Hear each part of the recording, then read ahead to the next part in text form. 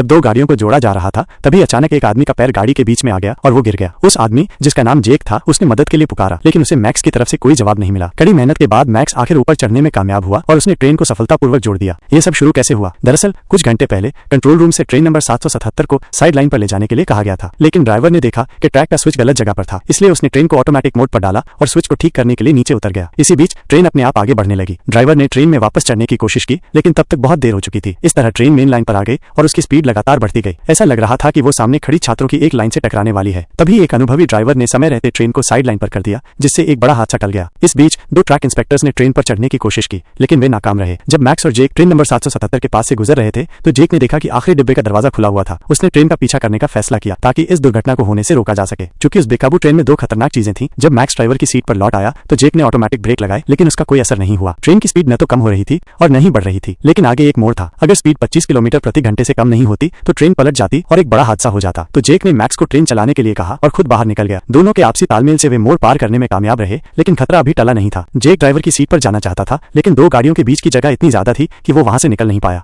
तभी long hair फॉगलर की मदद से मैक्स के पास आया। मैक्स ने लॉन्ग हेयर की गाड़ी में छलांग लगाई और उसने उसे तेजी से गाड़ी के अगले हिस्से तक पहुंचा दिया। मैक्स आखिरकार ड्राइवर की सीट पर पहुंच गया और उसने ट्रेन को रोक दिया। मैक्स और जेक हीरो बन गए और फिर खुशी खुशी रहने लगे और इसी के साथ फिल्म खत्म हो जाती है।